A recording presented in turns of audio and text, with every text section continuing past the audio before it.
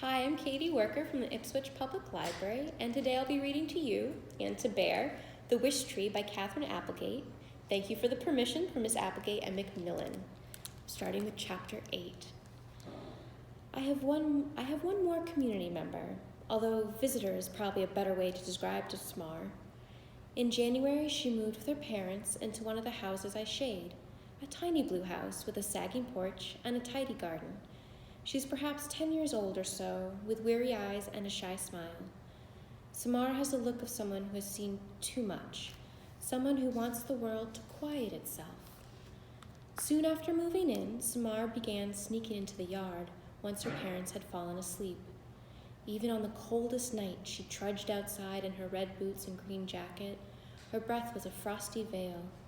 She would stare at the moon and at me, and sometimes at the little green house next door, where a boy who looks to be about her age lives. As it grew warmer, Samar would venture out in her pajamas and robe and sit beneath me on an old blanket, splattered with moonlight.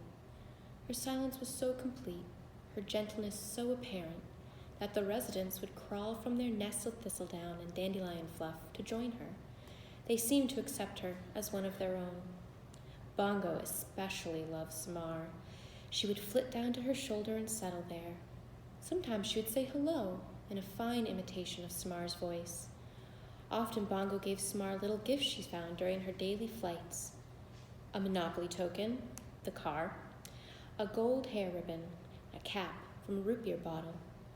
Bongo keeps a stash of odds and ends in one of my smaller hollows, which the opossums kindly tolerate. You never know who I might need to bribe, she likes to say. But her gifts to Samar weren't bribes. They were just Bongo's way of saying, I'm glad we're friends. If this were a fairy tale, I would tell you there was something magical about Samar, that she cast a spell on the animals, perhaps. Animals just don't leave their nests and burrows willingly. They are afraid of people, with good reason. But this isn't a fairy tale, and there was no spell. Animals compete for resources just like humans. They eat one another. They fight for dominance. Nature is not always pretty or fair or kind.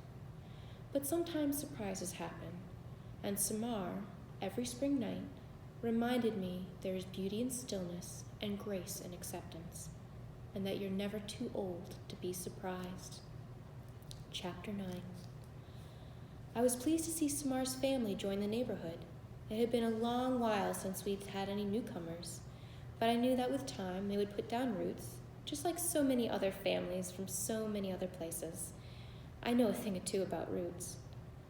One night, not long ago, Samar came out to visit. It was 2 a.m, late, even for her. She had been crying. Her cheeks were damp. She leaned against me and her tears were like hot rain. In her hand was a small piece of cloth, pink, with polka dots. Something was written on it. A wish. The first wish I'd seen in months. I wasn't surprised she knew about the Wishtree tradition. I'm kind of a local celebrity. Samar reached up, gently pulled down my lowest branch, and tied the fabric in a loose knot. I wish, she whispered, for a friend. She glanced over at the greenhouse. Behind an upstairs curtain, a shadow moved. And with that, Samar vanished back into the little blue house.